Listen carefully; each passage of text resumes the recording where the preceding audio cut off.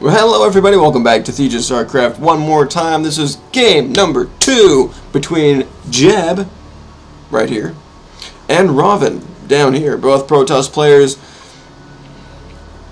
here on Metalopolis, and Rahvin and Jab just completing their game number 1 on... what map was it again? I've already forgotten. It was Core Hall Compound. And Rahvin taking away a convincing defeat from Jab there. Jab just macroing a little bit too hard. At the beginning of the game, he was ahead in his production facilities. Rahvin put down the very first expansion, but Jab always had more probes to begin with. So as soon as his expansion was done, his income shot way ahead of Rahvin's. And it was just like that for the rest of the game. Rahvin now with his first pylon. Yay, pylon! And again, this time he's actually a little bit behind Jab in all of his productional facilities.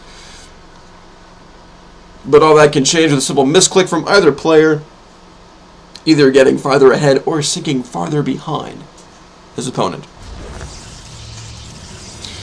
Rahvin now with his very first gateway here on Metalopolis. Like I said, the first map was Core Hall Compound. Ugh. I warned you that I might burp a lot. I've been burping in every single video since Rahvin's first game against Waffleman to now. And I really do hope I'm recording the video. I checked to make sure, but then, well, StarCraft would probably crash if I task switched, as it tends to do when you're frapsing. I've learned that way too many times the hard way, and I will probably, again, learn it the hard way again tonight. But anyway, the gas going down now for Rahvin. It's already been down for Jab, just now completed. As you saw, that probe was kind of on the right-hand side, which means that it just now completed because that was the first time that probe attempted to make a trip to that refinery, assimilator, whatever, or an extractor, whatever, or geyser. Call it a geyser because it's a universal term for all three races. And Rahvin now finally knows where his opponent is. Good. So everyone knows where everyone is. Yeah, okay, awesome. Rahvin trying to scare this probe of Jabs out of his base. Zealot now getting on the action. He'll never be able to catch that sneaky little probe, that sneaky little devil probe. Gosh darn it, that sneaky little probe. We'll see if Jab once again tries to lay down a proxy pylon. He tried that in game number 1 versus Rahvin right outside his natural mineral line, but Rahvin was able to spot it when he saw Jab's probe just sort of kind of doing the little Michael Jackson happy dance right behind the mineral line there. And no, Michael Jackson happy dance is not in fact a copyrighted term, so feel free to use that. That is when you set your probe to, or whatever unit, to patrol in a very tight formation, like this. Do you see my cursor? Probably not, because it's only 30 frames per second. Let me slow it down. Like this, back and forth. That's what I call the Michael Jackson happy dance. Anyway, Jab not realizing he can click on his mineral line to get past that Zealot, which is in hold position. There he goes. Alright, we're all good to go now.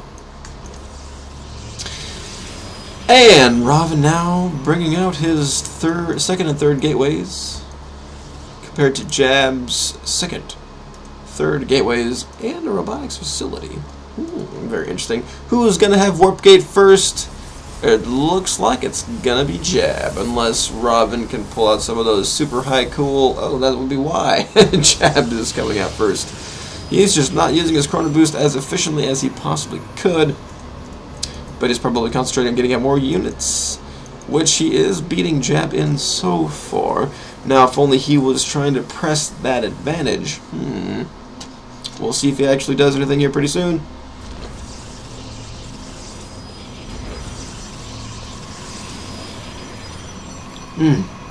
So thirsty. So thirsty. How long does it take to research Warp Gate these days? 160 seconds. That is so freaking long. Let me tell you what. That is a long time to research something so critical to the backbone of the Protoss macro machine. But anyway, Jab's first observer now scaling the field, looking for a nice little base to roost over. And it looks like he already knows where one is. He sees over the horizon, and he knows where the coordinates are. He's locked it into his GPS on his HTC Resound. Yes, I have decided that the smartphone that every observer uses is the HTC Resound. It's just like, boop, boop, boop, boop, boop, boop, boop. Oh, go straight, and that's where it goes. Anyway, what observer ever takes anything but the bird's eye view to go anywhere anyway? I do not understand this. I mean, really the only two commands that an observer can follow is go straight or follow that poor unlucky son of a gun. But anyway, why do I have a Manx statue? Can I? Yes, I can click it. Now, why do Manx statues not have portraits? This confounds me. And I think that Manx statues should get a portrait. And like, if you leave it on the portrait for like 20 minutes, it like winks at you, and then you get an achievement for it. You don't even have to actually like watch it. If it's like if it just winks at you, you get an achievement. It's like worth like 20 points for having the unit portrait on the Manx statue long enough to see it wink at you. 20 achievement points. That is my proposal, Blizzard. If you're watching this, do it. First Immortal out for Rahvin now. He's going to see if this can actually give him any sort of advantage over Jab's puny little force right here, which it actually probably will. But if we take a look at the income tab, Jab is actually ahead, naturally, with his the 9 probe lead. Now taking a dive because he's transferring, but that is soon going to shoot way ahead of Rahvin. Way, way ahead. So far ahead. Well, it's not that far yet, but he does have more probes on the way. Oh, nope, over 1,000. Yep, that is pretty far ahead. And yes, he does have more probes on the way, and he should have even more probes on the way now. Plenty of minerals to do so, plenty of time, plenty of supply to do so. Does he have any proxy pylons anywhere on the map? No. Rahvin really needs to get his expansion done right now. He does have the minerals to do so, even after expending several minerals on these 2 sentries. Of course, they're very gas-heavy units, which will allow him to put together that Nexus all that much more quickly. This probe going in the wrong frickin' direction. No, if you're going to set up a ninja expansion, I'm going to reach across the internet and strangle you. Okay? That's what I'm going to do, Rahvin. I'm going to reach across, I'm going to put my hands inside of my webcam, and they're going to wind up on the other side of the internet, and you're going to be like, if you go with an inch expansion.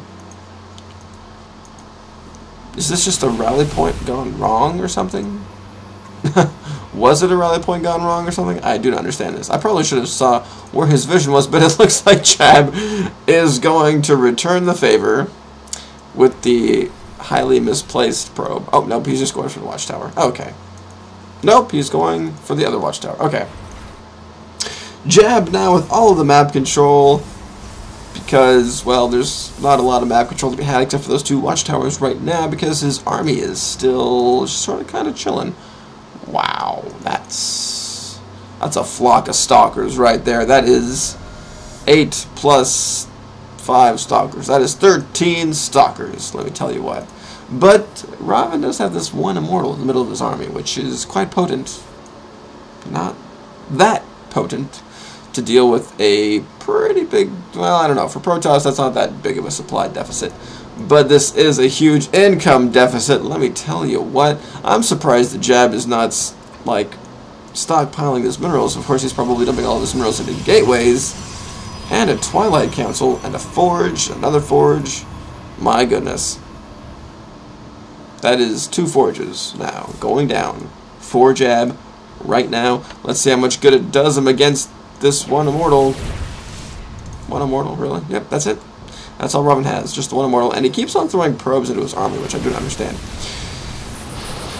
And that is some pretty nifty force fields from both players, but I like Jab's force fields better because that is the immortal, ladies and gentlemen. It is stuck at the back of the field, and it is not doing anything. It's not shooting at anything, and Rahvin's army isn't looking too healthy right now. These zealots are all about to die. These guys are all chasing him down like, hey, get back here, bitch.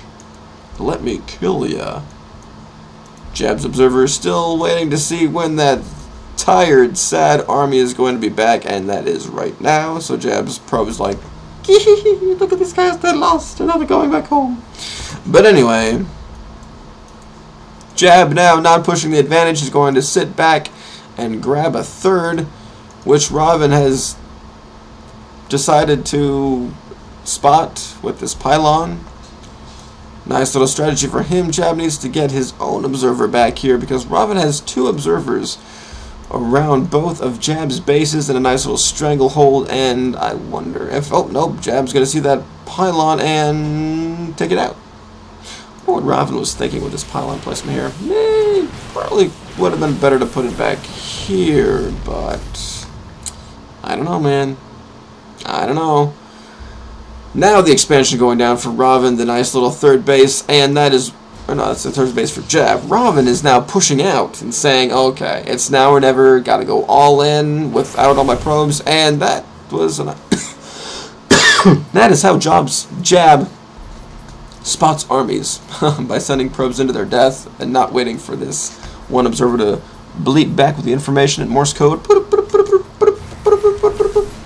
because that is all observers can talk in.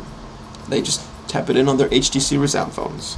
If you're wondering why I'm so obsessed with the HTC Resound, well, guess what this is. Yeah, that's what that is. That's an HTC Resound. Anyway, back to the game. Rahvin now poised right outside of Jab's natural with a very intimidating army, but Jab does have those nice little force fields, even though he's letting the zealots go right on through. Cut off a few zealots with those force fields, but not enough. Look at how many force fields that Rahvin still has on the field. Look at how many zealots Rahvin still has on the field, waiting to do some damage to Jab's army, and that, ladies and gentlemen, is how, as a Protoss, you attack another Protoss. And before these reinforcements can warp in, these zealots are going to do quite a number on the stalkers already on the field, but look at this. This amount of stalkers is not going to do quite as much damage as they want to against these force-fielded immortals and stalkers, and Rahvin now just dominating Jab right at his natural expansion. He needs to take out this Nexus and then back out because Jab is going to be able to warp in quite a few reinforcements. Well, I'd back out. I'd be all like, that's a happy sack, although that is a lot of zealots to bring in. Quite a few, but those force fields are going to be able to say, Rahvin, you ain't getting in my base. You ain't getting in here. And this force field says the same thing. So Rahvin's going to bring in a couple of pylons here for reinforcements, see if he can get some control here in the realm of I keep on pronouncing his name wrong. It's Jab. I've called him Job. I just called him Jab. Just all kinds of nasty trickery. Jab now trying to push out in vain, and Rahvin's zealots doing the Michael Jackson happy dance around Jab's stalker there, but not even realizing these zealots are in his base, and game 2 goes to Rahvin. This series is tied. Oh, how exciting! Oh, this is great. Good for you, Rahvin. You are, scaring the crap out of me. Let's do a 1v1 sometime. I want to take you on. I wonder who would win. I'm seriously curious about that now. But anyway, let's go on to game number 3.